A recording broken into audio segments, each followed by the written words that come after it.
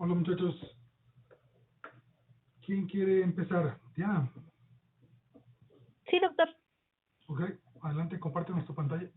Sí. ¿Ahí ya la ven? Afirmativo. Ok. Bueno, pues... Ay, ya. Primero les voy a explicar brevemente de qué es lo que hago. Yo estudio los ganglios basales, que es un grupo de estructuras corticales que se encargan del control de los movimientos y la formación de hábitos. Específicamente me interesa saber qué parte de los ganglios basales es que control puede sí o qué parte controla la velocidad de los movimientos. Entonces yo estimulo después de haberle enseñado a las ratas una tarea que ahorita les voy a mostrar, estimulo autogenéticamente diferentes estructuras o las vías de los ganglios basales para saber qué es lo que ocurre en la conducta.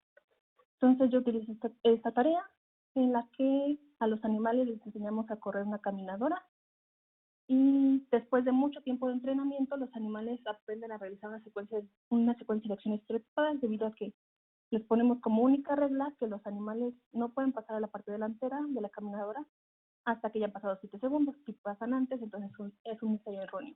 Entonces, después de haber entrenado mucho tiempo, hacen esta serie de conductas, que es dejarse llevar a la parte trasera de la caminadora, quedarse corriendo ahí y después realizar una aceleración para regresar a la parte delantera. Después de que ya han aprendido su tarea, ahora como me interesa ver qué es lo que ocurre con la velocidad del movimiento, les enseño a las ratas a que corran a diferentes velocidades. Usualmente corren a 30 centímetros por segundo, pero después les pongo 3 velocidades más rápidas y 3 velocidades más lentas, de forma que corren en total a 7 velocidades diferentes que se presentan de forma aleatoria, ensayo tras ensayo.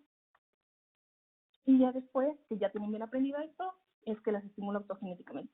Entonces, el código que ahorita les voy a mostrar es aquel que utilizo para poder analizar qué es lo que está ocurriendo con la conducta de los animales. Entonces, en este código, primero nada más le indico en qué colores debe de graficar los ensayos estimulados y no estimulados. Después, en diferentes variables, pongo el nombre de las sesiones para ciertos protocolos. Por ejemplo, en este caso son las sesiones sham en las que no conecté los cables de estimulación, las sesiones sham que sí tienen los cables de estimulación, ambas sesiones en las que estimulé continuamente a las ratas. Esta estimulación la realizo únicamente cuando las ratas ya llegaron a la parte trasera de la caminadora, porque es cuando se empiezan a mover realmente. Antes simplemente se dejan llevar pasivamente hacia la parte trasera. Después hago estimulación en trenes de 5 Hz, 3 Hz o 2 Hz. Y también estimulo en diferentes momentos, que podría ser cuando el animal ya está haciendo ya empezó la aceleración, o cuando va a la mitad de la aceleración. Entonces, ahorita les voy a mostrar lo que ocurre con las sesiones continuas, la estimulación continua. En un inicio, aquí yo le indico qué tipo de protocolo es el que quiero que analice, y aquí pongo las ratas que quiero que analice. En este caso solo es una, pero podría añadir más. Y después nada más abro las diferentes variables que más tarde se van a llenar. El tiempo de llegada, que yo siempre utilizo 7, pero se podría modificar en otros protocolos. Y para todos los animales, que solo es un animal, va a correr un código que va a cargar la base de datos que obtengo, que originalmente es en texto, pero después con otro programa, otra función de MATLAB obtiene diferentes parámetros, como cuántos ensayos son correctos, cuántos son incorrectos, y eso es lo que va a cargar aquí para cada uno de los animales. Y después, a partir de esta base de datos, divide los ensayos entre cuáles son los estimulados, cuáles no son estimulados, y de esto, cuáles son los tiempos de entrada para los estimulados y no estimulados, cuáles son el porcentaje de ensayos correctos para los dos, las velocidades en las que están corriendo los animales, las posiciones, que sería, obtenemos de cada uno de los ensayos para en qué centímetro de la caminadora que va de 0 a 90 centímetros, en qué centímetros se encuentra en qué momento. Entonces aquí estamos obteniendo toda esa trayectoria de los animales, así como el tiempo en el que se empezó a estimular. A partir de esto, Diana, ¿cómo obtienes la posición de la rata? ¿Analizas el video? sí, primero analizamos el video con otro programa, pero con centro de masa, y entonces ya a partir de eso obtenemos estos ¿Con qué programa lo analizas ya? con la view. Con la view. Ah, ok. Sí. Y ya después de esto, gráfico va a tardar un rato. Entonces, primero tengo esta gráfica. Aquí lo que estoy haciendo es graficar el tiempo de llegada de los animales para los ensayos estimulados y no estimulados. Primero, en los box plots se grafica todos los ensayos para ambas condiciones, y los puntitos indican cuál es la media de cada uno de los ensayos para los estimulados y no estimulados. Después, Cada punto de ahí es un animal, Diana. es un ensayo. No, sí, es una sesión. Cada punto Solo es una sección. Ok. es una sesión. Ajá, ahorita solo estoy graficando un solo animal, porque si no tardaría mucho más esto. Pero eso solo es una sesión. Luego aquí al lado es de esas sesiones todos los ensayos para ensayos estimulados y no estimulados. Y luego el porcentaje de ensayos correctos para esas sesiones, para los ensayos estimulados y no estimulados. Ligeramente parece que hay mejor porcentaje para los ensayos estimulados, lo cual hace sentido porque los animales están llegando más tarde que en los ensayos estimulados. Por ende, es más difícil que cometan un error llegando antes de los 7 segundos.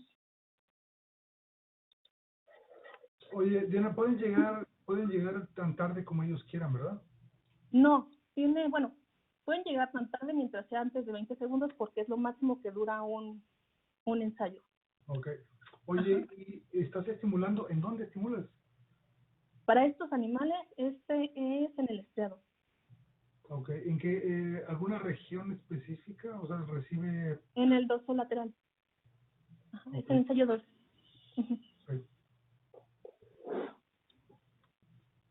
Y después, en esta gráfica, lo que hago es conseguir las velocidades máximas, la velocidad máxima en la que están corriendo los animales y la velocidad promedio en la que están corriendo los animales.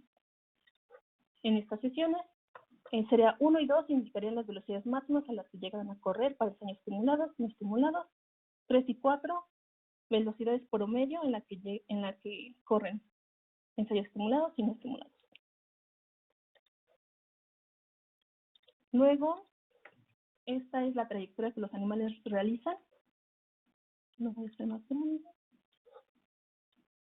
El eje de las Y indica la posición del animal. 20, la parte de aquí indicaría la parte delantera de la caminadora. 90, la parte trasera de la caminadora.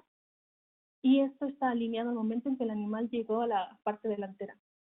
Entonces, el momento en el que completa el ensayo. En azul los ensayos estimulados, en gris los ensayos estimulados. Aquí básicamente lo que está representando es un animal que se encuentra en la parte trasera de la caminadora, después realiza una aceleración para llegar a la parte delantera de esta, y se observa que en el tiempo que los animales que están estimulados están permaneciendo más tiempo en la parte trasera de la caminadora, mientras que los animales no estimulados tienen un ensayo de corta duración.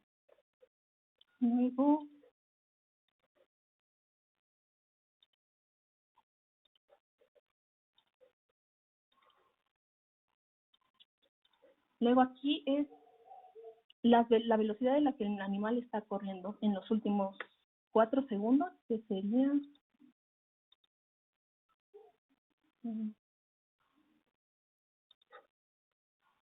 aproximadamente sería esta parte de la trayectoria. Entonces, de aquí saco a qué velocidad está corriendo el animal, y se observa que en los ensayos estimulados parece que el animal reduce la velocidad en la que corre a comparación de los ensayos estimulados. Oye, Diana, espérate, ¿qué hiciste? ¿Cómo graficaste ese cuadrito? A ver otra ¿Este vez. cuadrito? Ajá. ¿Este? Sí. Es insert rectangle. Ah, ok. Y lo usas para señalar. Buenísimo, ¿eh? Es una buena idea. Ok, bien. Bien. Y luego, hago una correlación entre lo que en la velocidad media, que sería los 30 centímetros por segundo, versus las otras velocidades, lo que sería la trayectoria de velocidad ideal versus las demás, qué tan correlacionadas están. Y se ve que en los ensayos estimulados los animales presentan una mayor variabilidad respecto a esta correlación a comparación de los ensayos no estimulados. Y luego grafico el tiempo de llegada para todas las velocidades, porque hasta ahora todo está sin diferenciar ninguna de las 7 velocidades. Entonces aquí se ve el tiempo de llegada para los ensayos no estimulados para las 7 velocidades. En general, los animales cuando son estimulados siempre llegan más tarde que los ensayos no estimulados. Y luego grafico la velocidad en que los animales están corriendo para las 7 velocidades. También parece que cuando se estimula al animal, la velocidad de estos disminuye y pareciera que conforme aumenta la velocidad, aumenta más la variabilidad del efecto de esto. Y básicamente eso.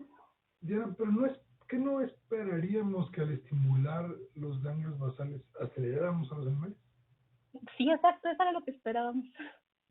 Ajá, como que los pasos. ¿Es estimulación autogenética?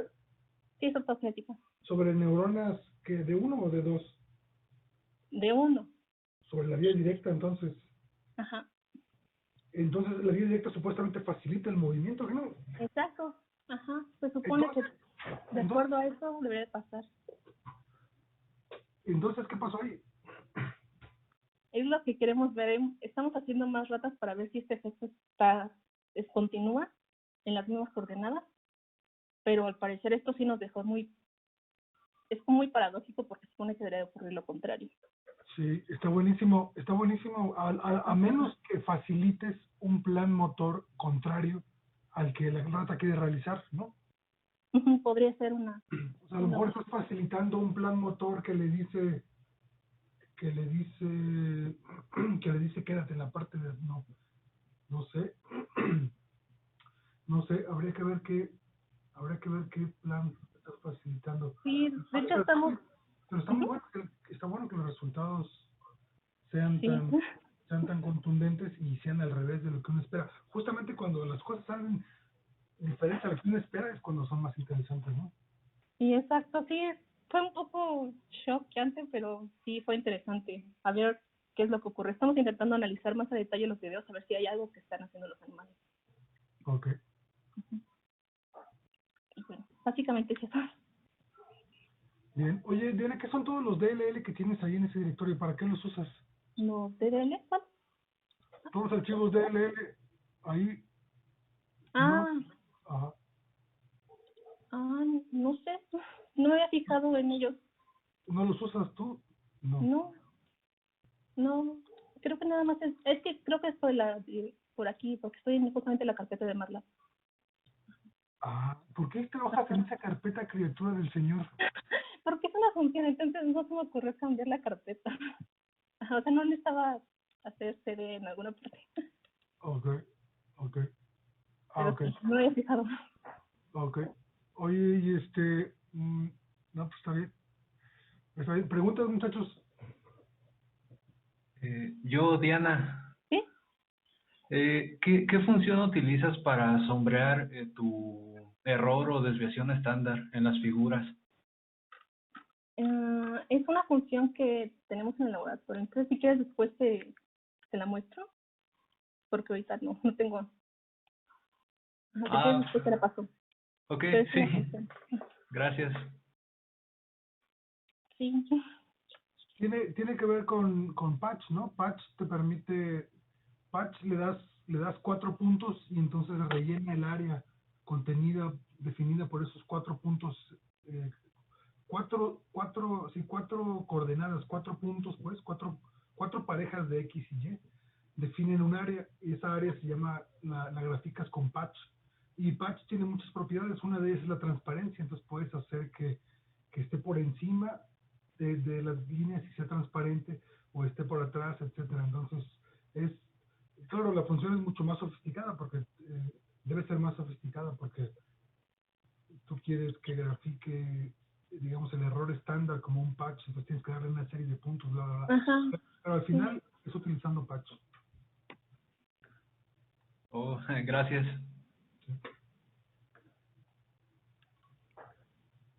Más preguntas, muchachos.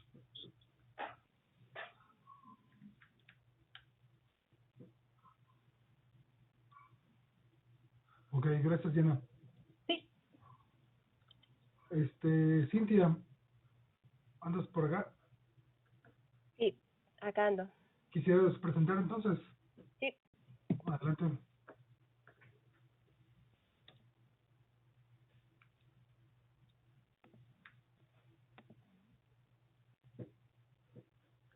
¿ya pueden ver mi pantalla? Afirmativo. Ok, bueno, yo voy a presentar los únicos resultados que tuve en este semestre. Estoy trabajando con resonancia, bueno, quiero trabajar con resonancia, entonces tomé la clase de resonancia y ahí sacamos unos resultados. Entonces lo que hicimos fue, ay, Dios. Pues colocar al sujeto de investigación en el resonador y obtuvimos pues las imágenes volumétricas. Las imágenes de resonancia están compuestas por voxeles, que son unidades de volumen. Entonces, antes de analizar los resultados, tiene que haber un procesamiento para que se pueda hacer la estadística correctamente. Lo primero que hacemos es una corrección, slice time correction se llama, y esto es porque suponemos que cada voxel representa la misma porción de tejido en toda la serie temporal, pero esto no puede ser cierto porque el resonador toma las imágenes como rebanadas, entonces no lo puede hacer al mismo tiempo, lo hace de forma axial. Entonces corregimos esto con esta función de slice time correction y posteriormente también suponemos que el voxel representa la misma porción de tejido en toda la serie temporal. Eso Perdón, tampoco... todos ven la pantalla congelada, discúlpame por interrumpirte. Sí, creo que no la he movido porque solamente estoy en las imágenes de la terminal para el preprocesamiento. Es Sí, que se ve a la mitad, ¿no? ¿ahorita la vez que le estoy moviendo? No, está congelada. No, está congelada la pantalla, sí. Ya vi.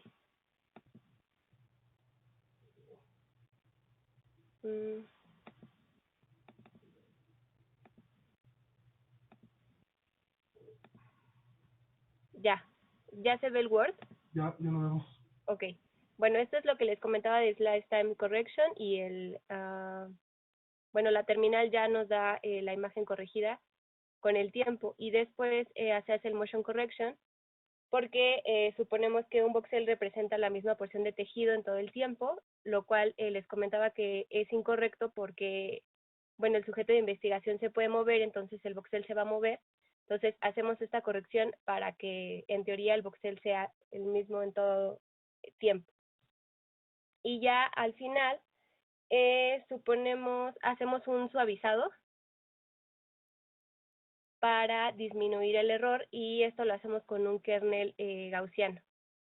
Todo esto forma parte del preprocesamiento para poder hacer la estadística y poder determinar la activación en resonancia. Entonces,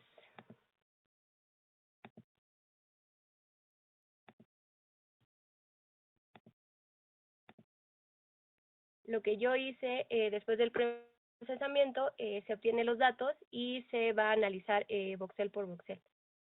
Entonces, lo primero que se tiene que hacer es un reshape del voxel, porque el voxel está dado con 4 dimensiones, que es en X, Y, Z y el tiempo.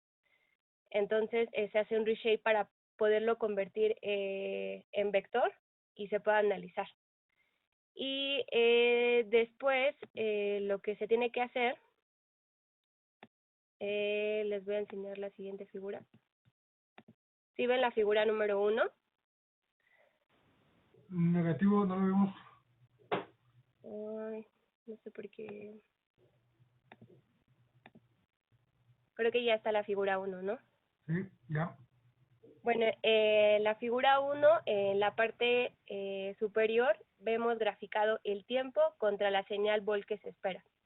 En la resonancia, bueno, más bien en funcional, lo que hacemos es comparar una tarea o un aprendizaje con la señal Volt esperada. Entonces, arriba les comentaba que es la señal Volt en el tiempo y abajo es un modelo que nosotros hacemos donde el sujeto, aquí es donde está moviendo la mano, por ejemplo, pero se pueden hacer otros diseños, y aquí es donde está en descanso. Entonces, podemos ver que se relaciona con la señal de Volt, pero pues no estamos completamente seguros. Entonces,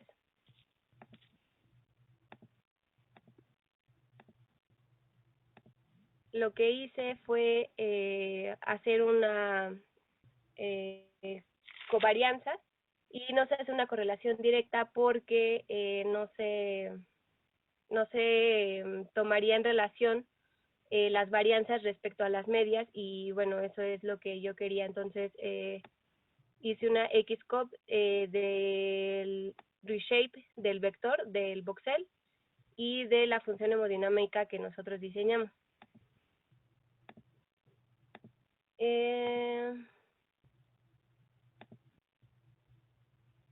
Ay, Dios.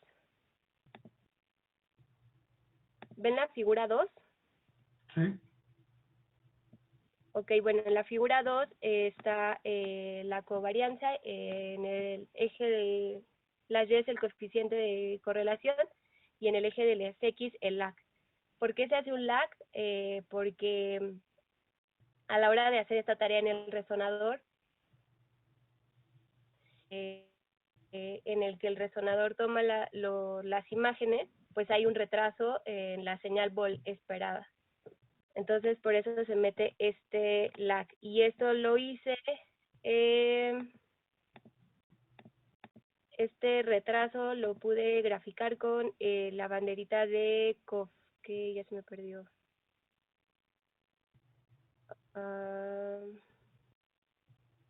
Ya se me perdió. Más bien era aquí.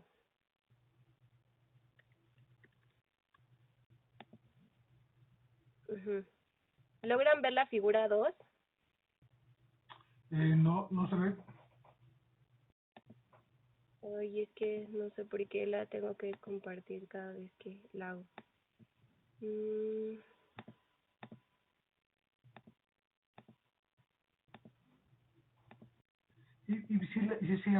la arrastras ahí en la ventana, no aparece. Okay. Es que en mi computadora yo lo tengo como todo presente, pero no sé por qué cada vez que lo quiero compartir algo le tengo que poner como compartir nuevamente. Creo que ya entendí por qué. Ya, ahora sí ven todo. Ya vemos todo afirmativo, sí. Ajá. Bueno, entonces ya este es el coeficiente de correlación, y ya para finalizar. Pero tiene, ahí, en el eje X te faltó graficar el lag, o sea, ahí tienes nada más la posición del índice de correlación, o sea, son 180 valores, pero el lag debe estar centrado en 0, ¿no?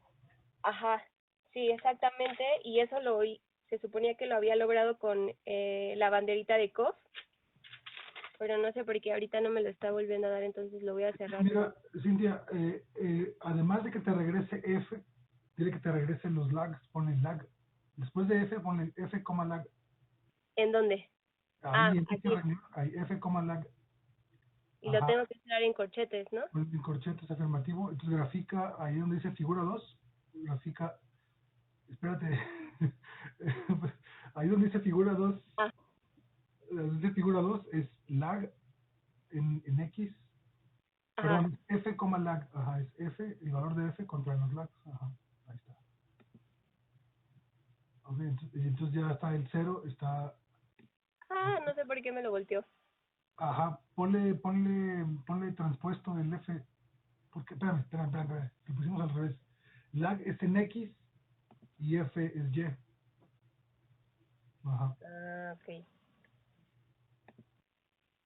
Ok, entonces ahí está, Ajá. ahí ves el lag. Ajá. El lag. Sí. Ahora, no está en segundos, depende. Tus voxeles están en segundos. Sí. ¿Sí? Sí. O sea, la unidad de tiempo es segundo. Sí.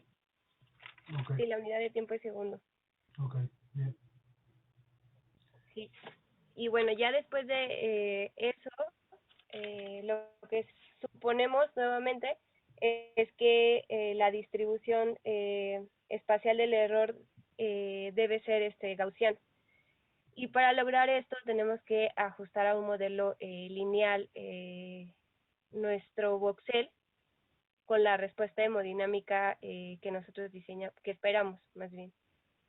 Y para eso utilicé la función de glmfit y aquí le puse el normal porque el error debe ser normal y aquí está la estadística, lo que me salió de resultado. Ahora lo que sí no pude realizar y que pues está incompleto es el mapa de activación que son los que normalmente se muestran en resonancia, que se obtienen a partir de los valores P. Si si es diferente a P, se activa y si no, pues está inactivado. Pero eso apenas lo aprendimos a hacer ahí en la clase, entonces ya no me dio tiempo. Entonces, si quieren, la próxima clase pues muestro el mapa de activación. ¿Qué clase es, Cintia? Es la de resonancia funcional, funcional. ¿Y quién la da? ¿La da Luis? Luis, no, la da Sarael. Ah, la da Sarael, ok. Ajá. Oye, porque apenas lo acabas de hacer para un voxel, pero esto hay que hacerlo para todos los Para voxeles. todos los voxeles, ajá, sí, justamente. Uh-huh. Sí. Ok, y luego les van a enseñar a corregir por clusters y todo esto, ¿no? Ajá, sí, justamente es lo que estamos, hoy lo vimos, pero todavía no lo tengo como muy bien aterrizado. Ok, está muy bien. Y luego al final de la clase Sarael les va a decir, bueno, todo lo que aprendimos cuando le dan clic a FSL lo hace automáticamente, pero está muy bien Sí, que lo hagan uno por uno, voxel por voxel, porque de esa manera entiendes qué es lo que está analizando, qué es lo que está haciendo todos los software, ¿no? ¿Y sí, van a utilizar FSL o van a utilizar SPM para MATLAB? no, estamos utilizando puro FSL. Ok. Sí, Oye, ¿el voxel que escogiste, en dónde estaba? ¿Tú lo escogiste ahí en la corteza motora o qué? está aquí en estas coordenadas, Sí, pero no. Justamente nos enseñaron a aprender a usar como en las coordenadas, en un atlas, ver dónde estamos ubicados.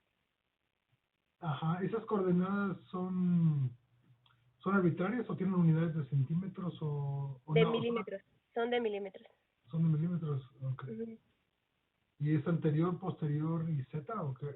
¿Es anterior, Es, lateral es X, Y, Z y el tiempo. y el tiempo?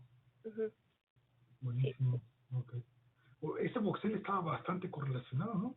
sí, sí, sí, Estaba, sí, pues, sí, por eso se ve la se ve la señal hemodinámica, se ve, señal así. ajá, sí.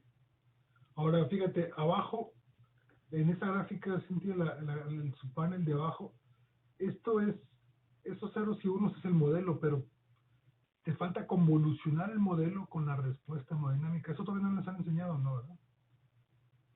Mm, sí, hoy no los enseñaron, pero...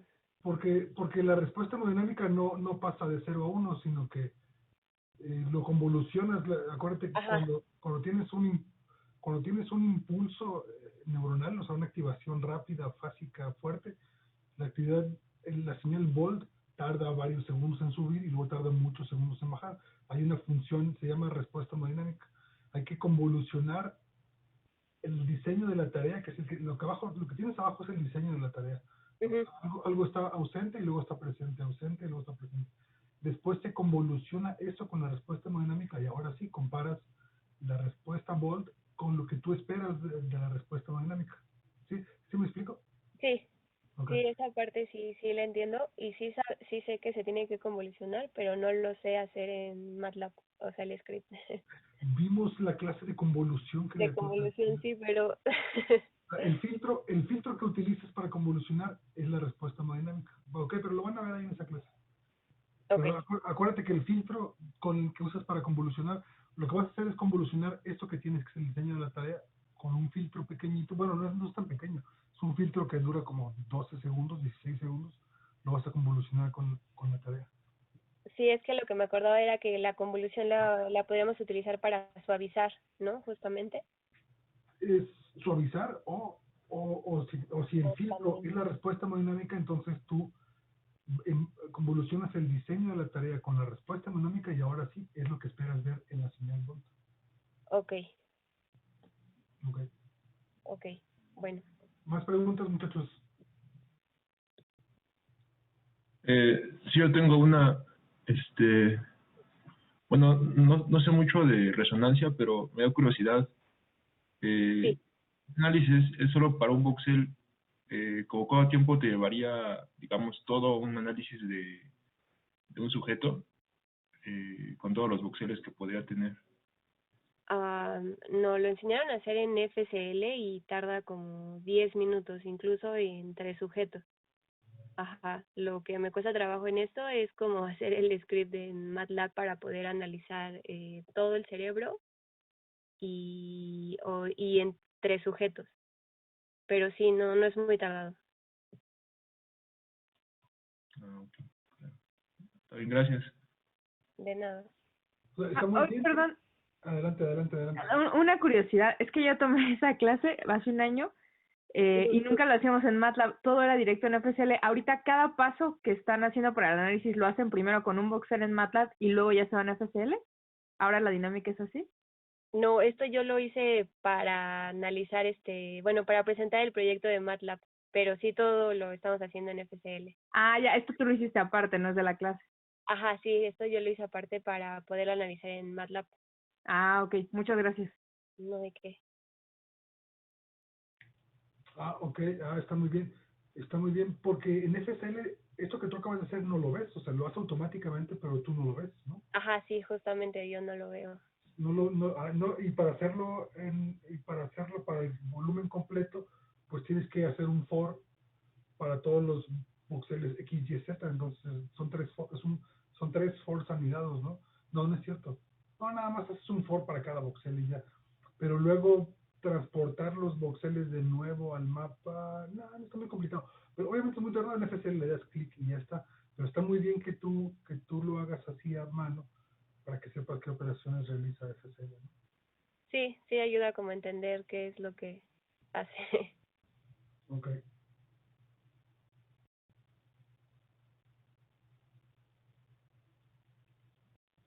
Más preguntas, muchachos. ¿Y qué algo te iba a preguntar? Ya se me olvidó.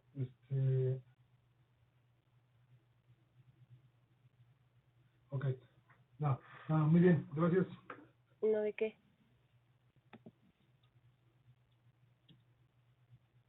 Héctor, ¿quieres presentar tú a continuación? Sí, doctor, aquí ando. Adelante, Héctor. Ok, déjenme compartir pantalla.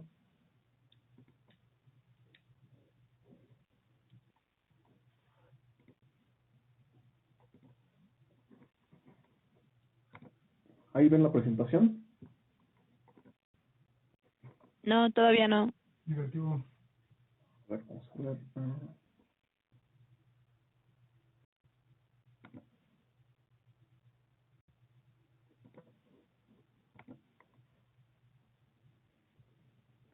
Ahí se ve, ¿no? No. Ok, ahí va. Ahí está. Listo.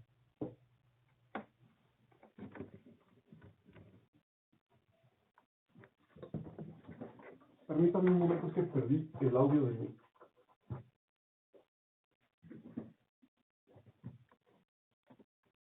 Bueno, ¿me escuchan? Sí, te escuchamos. Ah, ok, ya, perfecto. Bueno, voy a comenzar primero rápidamente con el contexto de la tarea que estoy realizando para el proyecto de doctorado. Se trata de una discriminación de tiempos. Una discriminación de tiempos es entonces compararlos y ver qué procesos se están desarrollando en el cerebro. Para ello entonces empleamos un modelo con un mono rhesus. El mono rhesus tiene un objeto inmóvil. No sé si puedan ver el cursor. Sí, sí se ve, Héctor. Ok. Sí. Tiene un objeto inmóvil, un estimulador mecánico y un par de botones. Entonces, el inicio de la tarea, el inicio de cada ensayo de esta tarea, comienza cuando baja la punta del estimulador mecánico y hace contacto sostenido sobre la piel del animal. Para ello, entonces, en señal de atención, el mono tiene que poner su otra mano, una mano libre, en el objeto inmóvil. Entonces es entregado un primer estímulo, una primera duración, marcada por un par de pulsos. Estos pulsitos son presentados, son entregados aquí en el estimulador mecánico. Después hay un periodo un periodo silente y después es entregada una segunda duración. El mono entonces tiene que comparar en su cerebro qué es lo que está pasando. Si la primera duración fue mayor que la primera, si la primera duración fue mayor que la segunda, o al revés. Y para ello entonces en señal de respuesta oprime un botón. Lo que queremos ver en el laboratorio es ver qué procesos en el cerebro se están disparando cuando sucede cuando el mono está realizando esta tarea. Y entonces lo que hacemos es meter electrodos de tungsteno platino directamente a la corteza del mono para ver qué señales son captadas, para observar las señales captadas a lo largo de la tarea.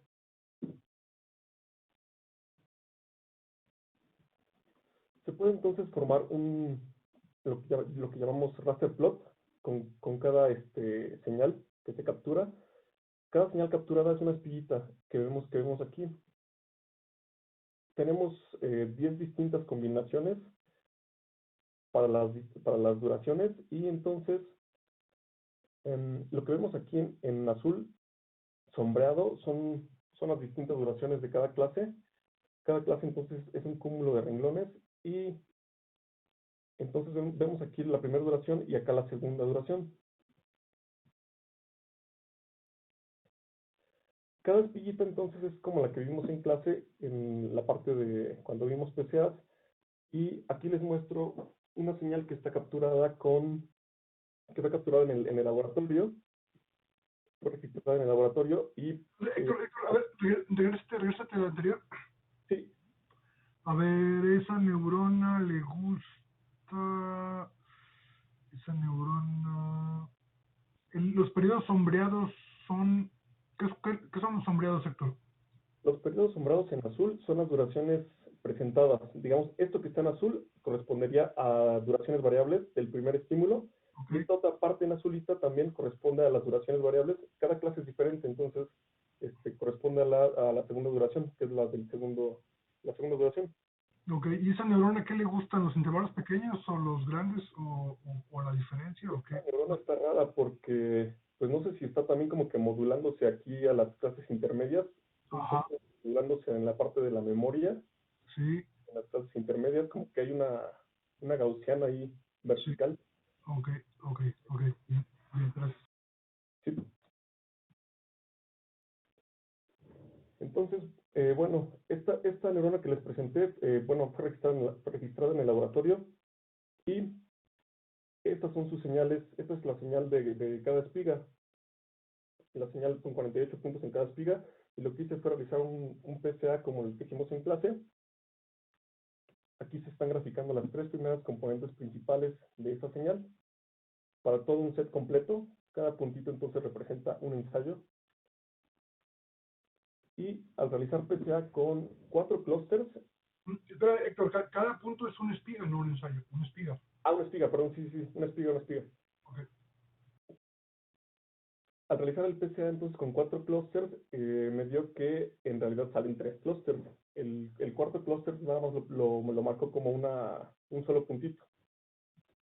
sola espiguita. Estoy aquí graficando, se ven un poco menos aquí porque tardaba mucho tiempo y se trababa la computadora, entonces le di espaciamientos en intervalos más grandes para poderlo graficar. Entonces, bueno, ya teniendo aquí esta separación en clusters de cada espiga, podemos entonces separar esta señal que teníamos en un inicio con espigas mezcladas, con señales mezcladas, podemos separarla en cada una, como vimos en clase. La negra, pues es la que presenté ahorita al inicio, es esta.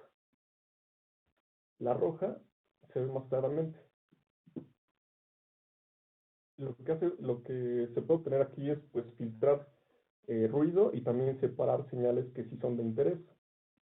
Entonces, esta es la señal roja, esta es la señal en azul, que yo de hecho al verla pues pensaría que es ruido, pero ya al graficar el raster, sí se ve que es una neurona. Y por último en amarillo. Entonces las tres están ahí separadas. Y sería todo. Héctor, tengo preguntas. ¿Esa le pones intracraneal al monito un electrodo o cómo estás registrando eso? Sí, son 7 electrodos. De hecho son 7 electrodos muy pequeñitos, muy delgaditos, menos del grosor de un cabello, cada uno de los electrodos. Y la señal que se muestra aquí es la señal captada por un solo electrodo. Ah, ok. Oye, ¿y cómo haces esas grafiquitas cafés con azul? ¿Estas? Ujú. Estas igual fueron hechas en MATLAB, en un programa de MATLAB, con los datos que entrega él, un aparato que se llama Servus, que es el que amplifica y guarda las señales que son captadas con ese electrodo. Las, Ujú. las guardan archivos que se llaman, tienen extensión .NET. El fabricante de ese amplificador da un programa para que salgan los datos, se puedan convertir a celdas en MATLAB, a arreglos de celdas en Ok. MATLAB. Ya de ahí, pues entonces se trabaja con MATLAB. O sea, son como cuadritos, cada uno son cuadritos coloreados. Eh, ¿Te refieres a los azules? Ajá, los azules y los cafés. Es que nunca había visto yo una gráfica de ese, bueno, una imagen de ese tipo. Entonces, lo que te está, es como si todo estuviera blanco y te está marcando café y azul, como en cuadritos. No, esos digamos yo los construyo dependiendo dependiendo el experimento. De hecho, yo puedo, con el programa de MATLAB, puedo darle que sombree o que no sombree las duraciones. La duración en azul, por ejemplo, puedo hacer que sombrean o no las sombreen. Las pongo como referencia para saber qué es lo que está ocurriendo, porque hay clases distintas. Hay clases donde la primera duración entregada, esta es la primera duración y esta es la segunda. Hay clases muy cortas o donde son muy largas las duraciones, entonces yo tengo que reacomodarlos todos y lo estoy sombreando yo a voluntad en MATLAB para guiarme. Y se puede alinear a como uno guste. Aquí lo tengo alineado al final de la duración 1. Y por ejemplo, ya cuando haces tu análisis de componentes principales y obtienes estas tres separaciones, lo que te está diciendo es que son 3 neuronas diferentes o 3 actividades diferentes de la misma neurona. No, son 3 neuronas diferentes.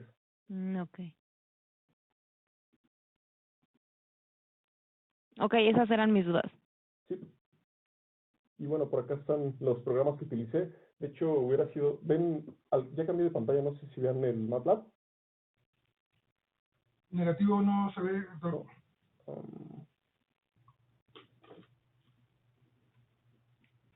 Vamos a ver.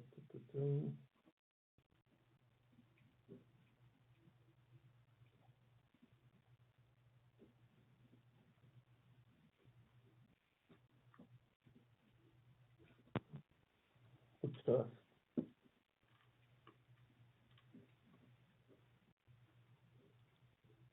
Oye, Héctor, creo que tienes que cancelar la compartir pantalla, abrir MATLAB y volver a compartir pantalla. Vamos a ver. Ok, gracias. ¿Ahí? Sí, ya te vemos. Gracias. Lo que me faltó entonces sería utilizar funciones, porque hice los 3 programas por separado.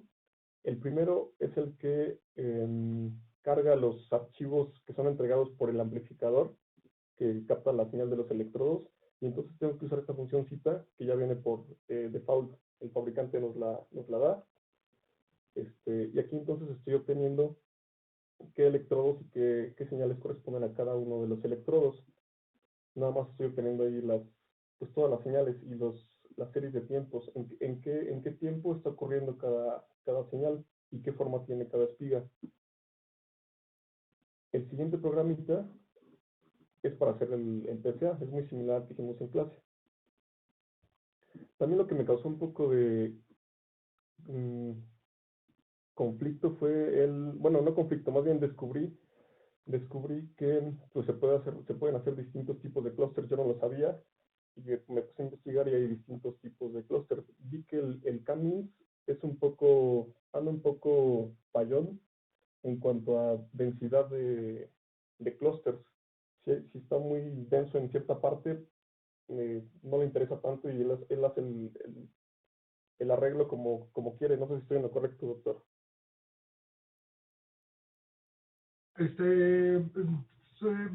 Pues no sé, yo no sabía que tuviera tanta mala fama, pero sí hay muchos métodos para sortear. Sí, entonces yo descubrí, bueno, de hecho yo no sabía ni siquiera, antes de la clase de MATLAB con usted, ni siquiera sabía lo del Cummings, pero ya después ahorita haciendo este proyecto, este trabajo final, pues sí me puse a investigar un poquito más y vi que había otros, pero ya no los pude echar a andar, ya no pude echar a andar más métodos.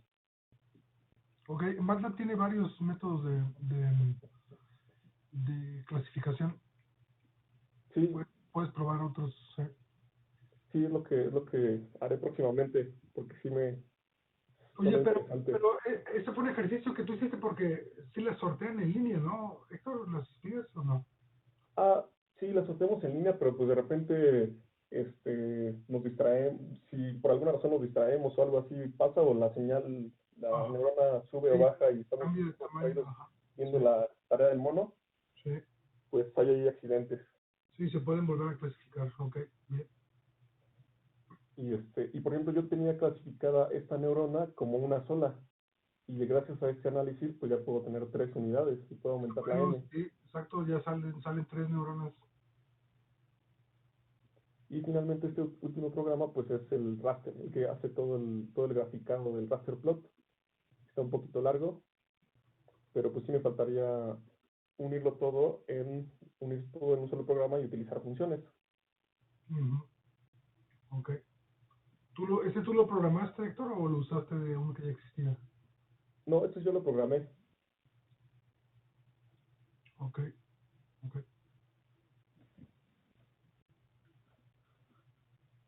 Y pues bueno, sería todo. No sé si haya más preguntas. Gaby estaba preguntando del raster plot. ¿Qué preguntabas, Gaby?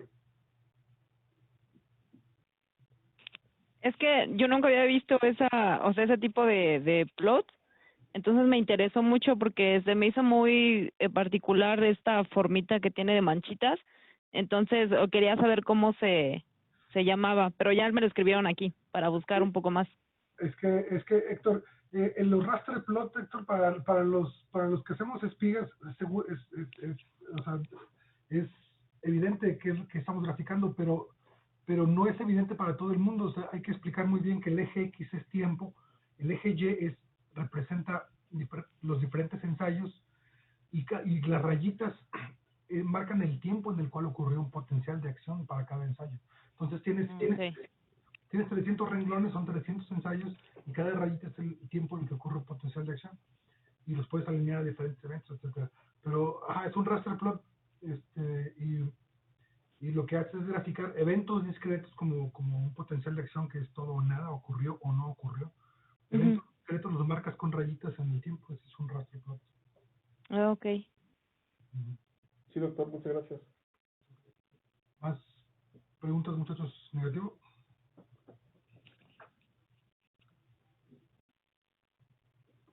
Ok, gracias, Héctor.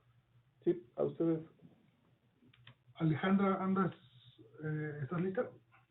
Sí, Doc. Adelante, compártenos. Bueno, si Héctor nos presta la pantalla. Sí, voy. Es que tengo aquí problemas con ampliar el de Zoom.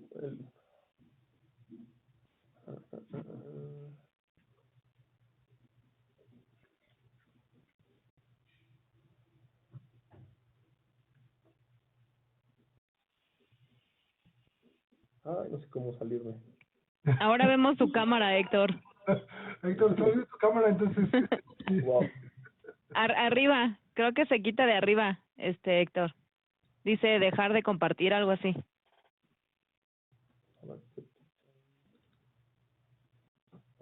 Es que me pone un menú bien chiquitito y no puedo ver las funciones completas. Ponle escape para que te lo haga chiquito. ¿No? Úchalas. El chocomil que está bueno, eso es tal para con sobrevivir la cuarentena. Si hay chocomil, hay esperanza, muchachos. Ay, rayos. ¿Saben qué? A ver, déjame ver si puedo, o sea, si al compartir mi pantalla se sale la tuya. Ah, no. No, necesito que la suelte. Participante. Me aparece todos los menús excepto el de compartir pantalla, el de dejar de compartir.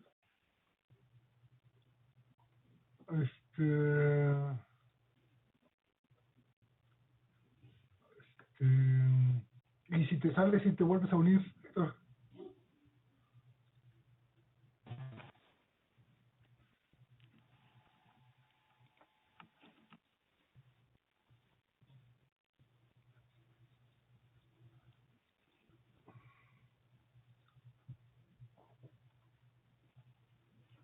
Ahí está. Listo. Excelente. Okay, entonces, pantalla y vamos.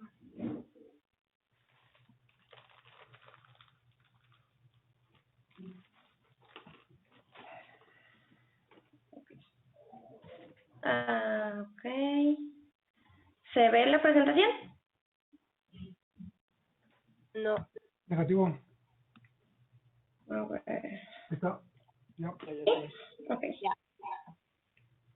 Ok, bueno, mi proyecto es también con resonancia magnética con ratas. Lo que yo estoy viendo es si la modulación de estructuras de la vía septipocampal tiene algún efecto sobre la susceptibilidad a crisis epilépticas. Esto lo veo con resonancia magnética.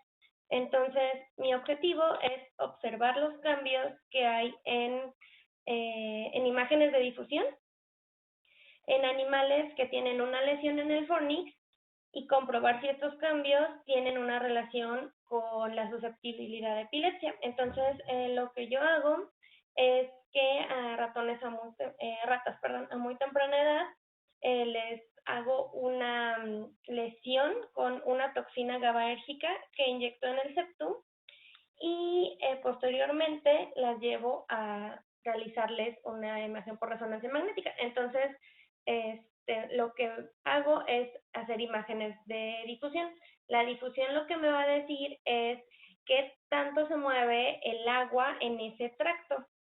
Entonces, la difusión me dice hacia dónde se mueve, hacia dónde está el tracto y cuánto se mueve el agua en esa estructura. Esto se hace en sustancia blanca. Entonces, las imágenes me van a arrojar la fracción de anisotropía, entonces qué tan comprimido está el tracto y me van a decir con esta medida de la fracción de anisotropía qué tanto daño tiene este tracto. Entonces, entre más cercano esté a 1 y se vea más rojo el tracto, podemos observar que está más comprimido y está menos dañado el tracto que yo voy a analizar, que en este caso es la fimbria, que es la que conecta el septum con el hipocampo. Entonces, lo que hago es hacer una lesión con la toxina GABAérgica en el septum, esperando que se dañen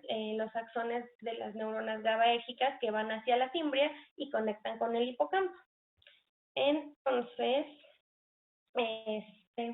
posteriormente, ¿se ve mi hoja de MATLAB? Se ve, no se ve el PowerPoint. Okay.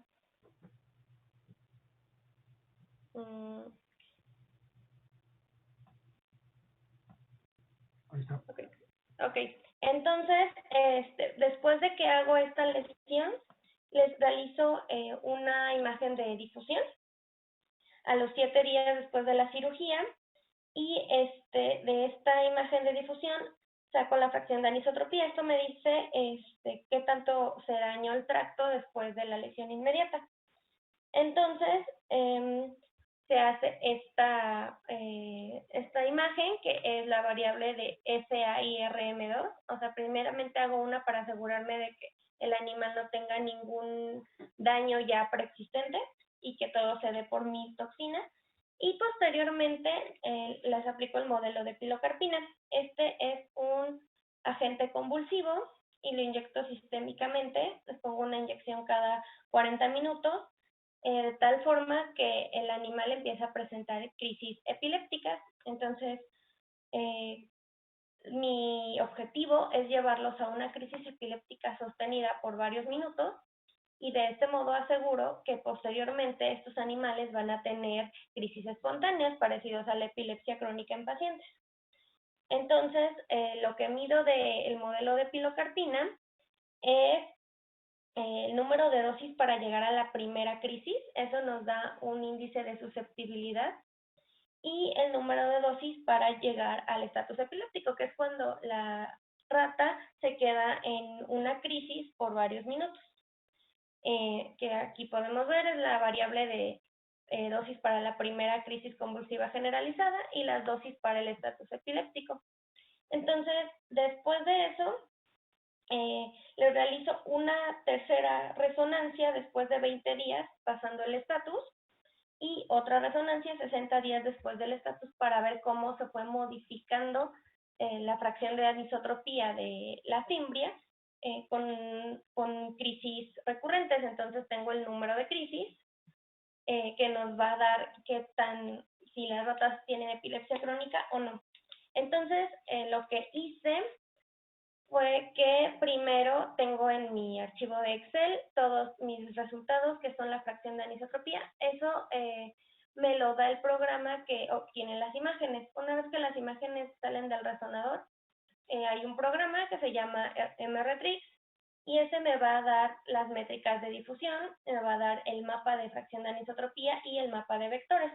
Entonces, para realizar el análisis, en el mapa de vectores hago mi región de interés, la dibujo manualmente, que es la fimbria, y luego esa máscara se la pongo al mapa de fracción de anisotropía, que es otra imagen que me da el mismo programa, y lo que va a hacer es que las va a empatar y va a sacarme la fracción de anisotropía. Entonces eso ya lo hace el programa. Tengo las medidas de la fracción de anisotropía de la resonancia 2, de la 3 y de la 4, y pues el modelo de pilocarpina, que son las dosis para crisis, para estatus, y el número de crisis posteriores al estatus. Entonces lo que yo quiero ver es si tiene una relación la fracción de anisotropía con primero el número de dosis para crisis y el número de dosis para estatus. Entonces lo que hice fue sacar un coeficiente de correlación, sacar la covarianza y obtener la correlación de Pearson para las dosis para la primera crisis y para el estatus contra la fracción de anisotropía, y obtuve estas gráficas.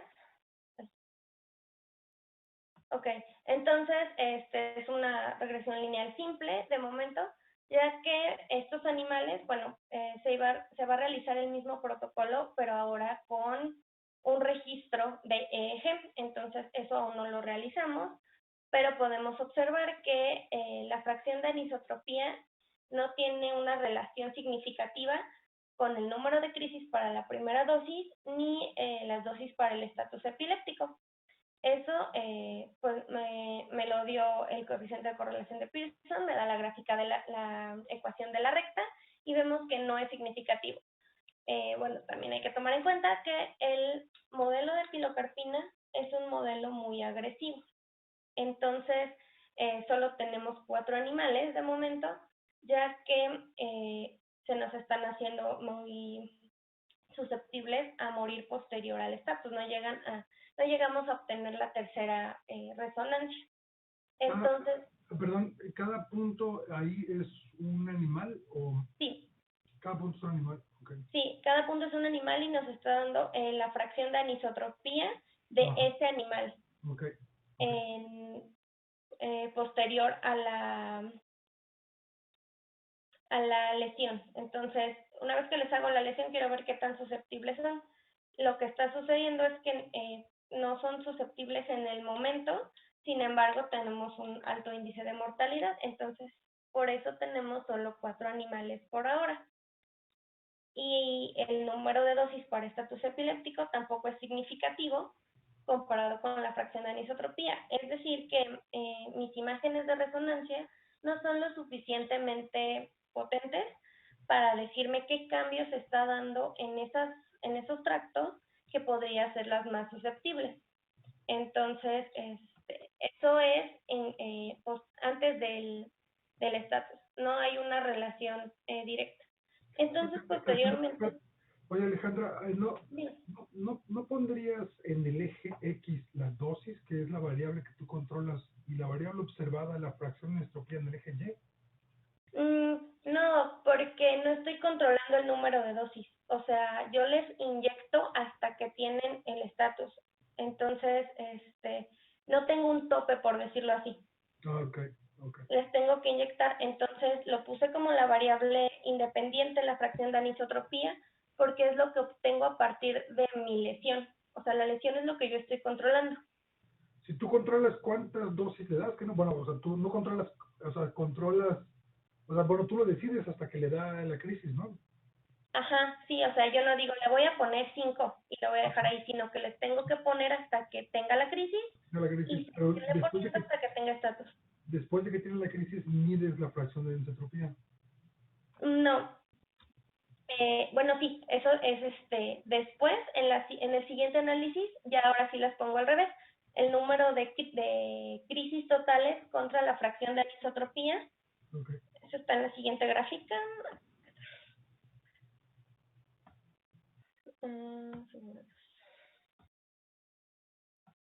Entonces, después de que ya tuvieron el estatus, lo que hice fue exactamente lo mismo, el mismo análisis, pero ahora sí, como dice, el número de crisis que tienen contra la fracción de anisotropía, o sea, ¿qué efecto está teniendo el número de crisis contra la fracción de anisotropía? Entonces, después de que tienen el estatus, yo llevo a estos animales a videograbarse continuamente y veo cuántas crisis tienen.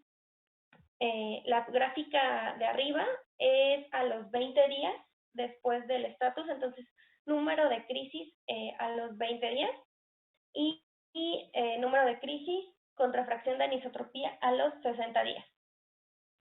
Entonces ya veo si tienen alguna relación. Lo que hice entonces fue que MATLAB me sacaran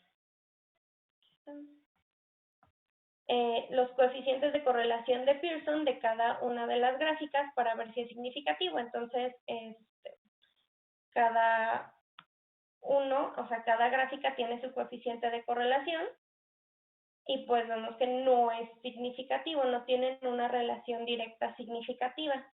Entonces, la idea era que se siguiera un protocolo similar, pero en vez de hacer resonancia magnética, hacer un EEG de los animales en los mismos días que se hace la resonancia y de esta forma obtener el espectro de potencia de estos animales para ver si eso nos arroja un cambio y compararlo contra la fracción de anisotropía. Ese es como el fin último. Esto es más como control para ver si se puede ver algo a nivel macro y posteriormente verlo en un registro. La 44, que son como tal mis moscas.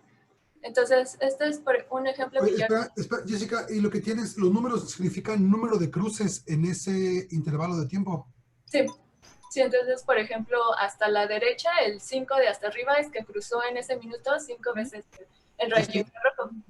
Esa mosca cruzó durante ese minuto 5 veces de ida o de vuelta, ¿verdad? No importa. Sí, no importa. Y luego, al siguiente minuto es la fila de abajo, el 3. Ok. Me pone nerviosa. Y Ana luego María. me preguntó un chico, sí, pero como que en mi cabeza tenía sentido, pero creo que Ana, tu micrófono está prendido. Tu micrófono está prendido, Ana María. Ok. Entonces, lo que estamos graficando, lo que estamos viendo aquí ok, son 24 horas y en Y, ok, adelante.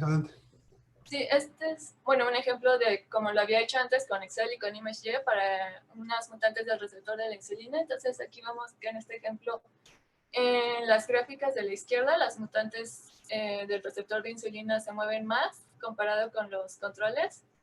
Y en la gráfica de abajo está el promedio de cuánto se movían por día. Entonces, en este caso vemos que las mutantes como que al día 6 ya se empiezan a mover menos, probablemente se les estaba secando el alimento y se empezaban a morir. Y en la gráfica de la derecha tenemos la... Jessica, ¿y por qué no les pusiste más alimento? ¿Por qué les dejaste morir? En este caso era para no... tanto para no como generarles ruido cuando entrara a verlas y cambiarles el alimento, y también porque era un experimento en completa oscuridad, pero es una suposición.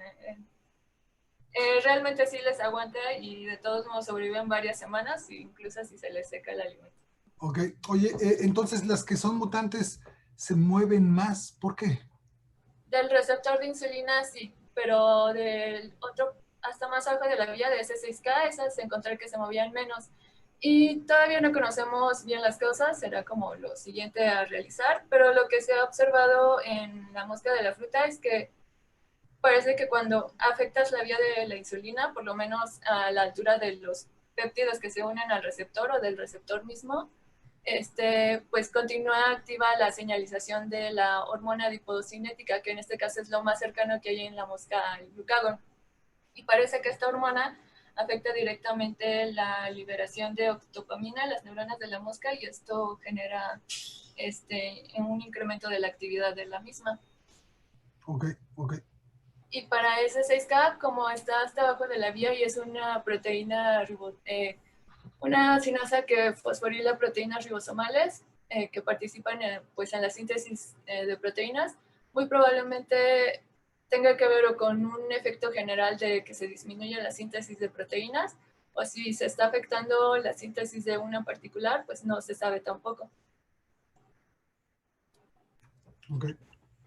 Entonces, bueno, lo primero que hice fue como una ventanita, como la de la derecha, para poder entrar el nombre de mi archivo. En este caso todos se llaman monitor 1 o monitor 2, porque son dos monitores.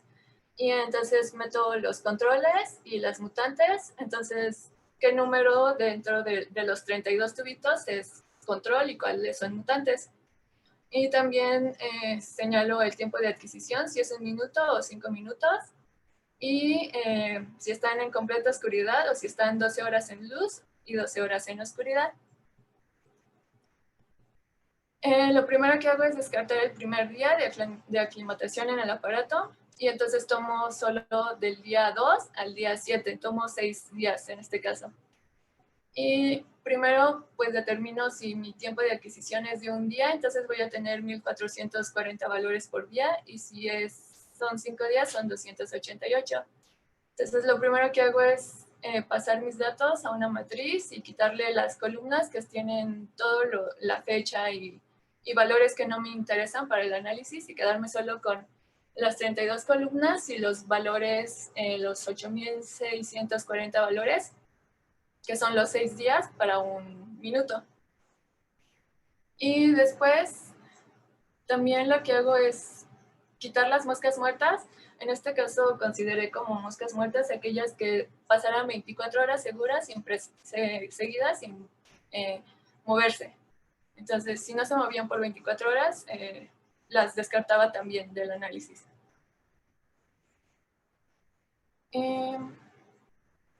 Tanto para mis controles como mis mutantes. Y entonces ya que tenía esos datos, calculaba la... Hay una mosca por tubo, ¿verdad, Jessica? ¿O, sí, ¿verdad? Sí, Okay. es una por tubo. Ok. Espérame, es un aparato especial para las moscas, ¿verdad? Sí, para insectos pequeños. Ok, porque no ven el infrarrojo, ¿verdad? Y supongo que es una señal muy débil. Sí, no ven del rojo para abajo. Y no les genera tampoco mucho calor, ¿no? Debe ser una señal ahí débil, ¿no? No. Okay. No, tampoco les genera calor. Nada más lo importante es como no dejarlo muy cerca de la computadora para que no les genere ruido. Ok, bien. Entonces, para medir la actividad total por día, utilicé una serie de if y force, dependiendo de cuando si señalaba el tiempo de adquisición como 1 minuto o 5 minutos. Y pues básicamente lo que hacía era primero sumar todos los valores que correspondían al primer día y luego promediarlo para obtener los valores promedio de cada día. Y eso lo hacía tanto para los controles y los mutantes, y entonces obtengo un bootplot como el que se ve a la derecha. Entonces, en este ejemplo que había tomado, las moscas que había metido, había algunas que estaban muertas y para descartarlas y para ver que sí corría bien el script. Y podemos ver que en este ejemplo las controles se mueven más que las mutantes. Este podría ser un ejemplo de la Sinasa S6K. También hacía un histograma de la actividad total, más que nada para ver cómo se distribuye. Entonces, en este caso también podemos ver cómo las mutantes en general muestran una distribución de menor actividad. Igual que las primeras gráficas que les presenté, en este caso... Pero Jessica, ahí en el histograma puedes aumentar el número de bines, ¿no? Para que se vea mejor la distribución. ¿Sí, no? Sí, en este caso nada más lo único que hice fue normalizarlo y sí, lo dejé creo que en 200, pero sí podría cambiarlo. Me pareció que en 200 se observaba mejor. Ok. Aquí estoy graficando la actividad promedio por día. En este caso no hay tantas diferencias. Y bueno, este es un actograma promedio, entonces del control está como promediando todos los 6 días de todas las moscas que son control y de las mutantes igual. Y en este ejemplo estoy haciendo lo mismo, pero ahora sí dividiéndolos por día, entonces cada fila es un día y está promediando, si eran 8 moscas control, las está promediando todas para ver cómo se movían a lo largo del día. Igual para las mutantes. Entonces, cuando el régimen sea de luz y oscuridad, también puedo calcular y dividir la cantidad de movimiento que realizan cuando están en luz y cuando están en oscuridad. En este caso, el dato que utilicé, el archivo que utilicé está todo en oscuridad. Todavía no he empezado a hacer experimentos con luz. Pero de todos modos lo dejé que corriera, pues nada más para mostrar que sí funcionaba el script. Entonces, en este ejemplo, en la izquierda tenemos la actividad total de las moscas control. Entonces, aquí lo marca como si no tuviera nada de movimiento en el día y tuviera puro movimiento en la noche, pues porque siempre están en oscuridad. Y igual para las mutantes. Y ya, es todo.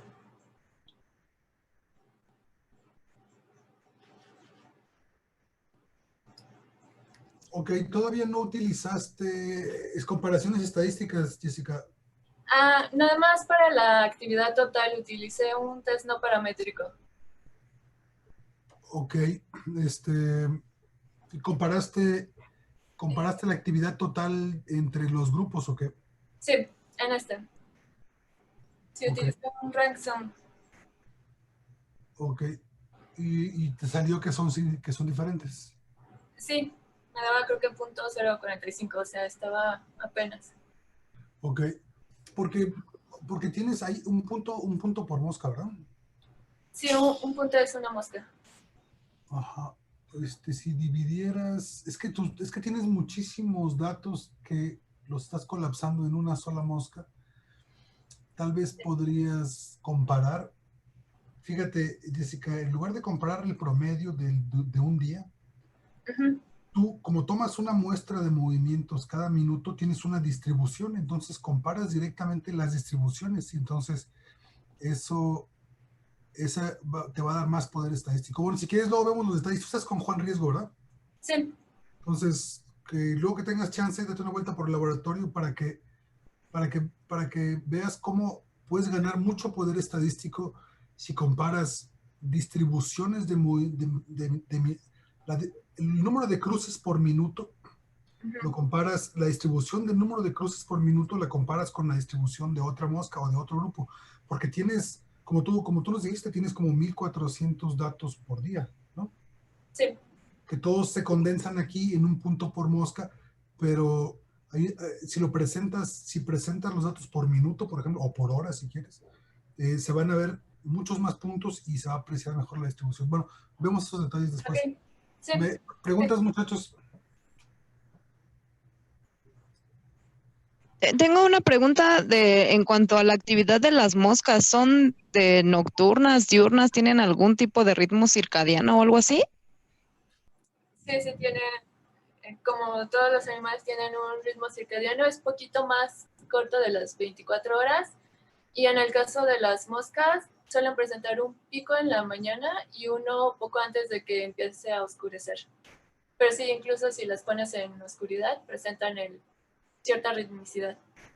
Pero no se vería afectada porque de hecho los datos que ahorita mostraste son con total oscuridad, ¿no? Sí, obviamente si están en luz y oscuridad, la luz visual les da unos patrones de actividad más claros. Se nota mucho más claro los momentos del día en los que sí se están moviendo y los que no. Pero aún en oscuridad se supone que se dice que un organismo presenta ritmo circádico si incluso en oscuridad, independientemente de las pistas ambientales, se sigue observando cierta ritmicidad o cierto ciclo en su actividad. Y si entonces, por ejemplo, ahora que los hagas con esta luz y oscuridad, ¿crees que tengas diferencias o no? Sí. Por ejemplo, en se observa más o menos en algunos momentos donde están como moviéndose más. Por ejemplo, aquí como del 0 al 200, como que se están moviendo más que en otros momentos. Y con luz y oscuridad esperaría que sea todavía más clara esta diferencia. Ok, sí. Pero sí, técnicamente tampoco se dice que duermen. Si pasan 5 minutos sin moverse, eso se considera como que hubieran dormido en ese momento. Pero sí va a actividad. Gracias. Sí.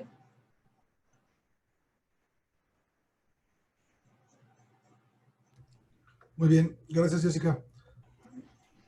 Muy bien, muchachos. Entonces, la siguiente clase presenta Armando, Amanda, Ángel, Oscar y Mariela. ¿Les parece bien? Sí, doctor. Sí, bien. Sí, profe. Ok, falta uno más. ¿Quién falta? 5. Sí, nos falta un presentador más la siguiente clase.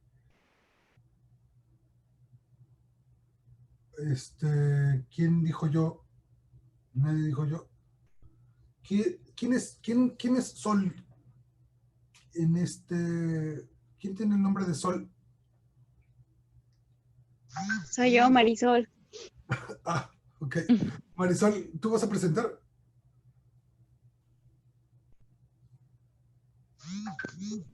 Pues no sé si quiere. O presenta... Doctor, también falta Kenji, nada más que él es de acá de fisiología. Nos mandó un mensaje de que su internet no funcionó.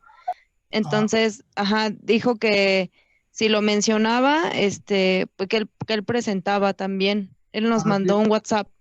Muy bien, gracias. Sí, entonces vamos a anotar a Kenji. Entonces queda Kenji, Mariela, Oscar, Ángel, Amanda y Armando para la siguiente clase. Ok. Ok, bien. Sí, bien. Excelente. Entonces nos vemos el siguiente jueves, muchachos. Perfecto. Gracias. Saludos a todos. Gracias, nos vemos. Gracias. Gracias, hasta luego.